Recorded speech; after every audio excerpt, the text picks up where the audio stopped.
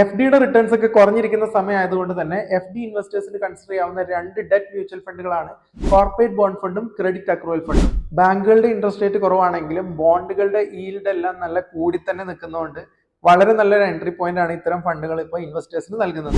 കഴിഞ്ഞ 5 വർഷത്തെ കണക്കെടുത്താൽ ഇത്തരം പല ഫണ്ടുകളും ആവറേജ് 9% മുകളിൽ റിട്ടേൺ എല്ലാ വർഷവും കൊടുത്തിട്ടുണ്ട്. എഫ് ഡി ആയിട്ട് കമ്പയർ ചെയ്യുമ്പോൾ പ്രധാനമായും 3 ബെനിഫിറ്റ്സ് ആണ് ഇവിടെ ഉള്ളത്. ഒന്ന്, നിങ്ങൾക്ക് എഫ് ഡിയേക്കാൾ ബെറ്റർ ആയ റിട്ടേൺ എക്സ്പെക്ട് ചെയ്യാന്നുള്ളതാണ്. രണ്ടാമതായി, നിങ്ങൾക്ക് ഇന്ന് പാർഷ്യൽ വിഡ്രോവൽ ചെയ്യുമ്പോഴും നിങ്ങളുടെ എക്സിസ്റ്റിംഗ് ഇൻവെസ്റ്റ്മെന്റ്സിന്റെ റിട്ടേണിനെ ബാധിക്കുന്നില്ല. എഫ് ഡിയിൽ നിന്നാകുമ്പോൾ നമ്മൾ പാർഷ്യൽ വിഡ്രോവൽ ചെയ്യുമ്പോൾ എക്സിസ്റ്റിംഗ് ഇൻവെസ്റ്റ്മെന്റിന്റെ റിട്ടേൺ കൂടി കുറയാൻ സാധ്യതയുണ്ട്. മൂന്നാമതായി, നിങ്ങൾക്ക് ടാക്സ് ലയബിലിറ്റി എപ്പോഴാണോ വിഡ്രോവൽ നടക്കുന്നത് അപ്പോൾ മാത്രമേ വരുന്നുള്ളൂ.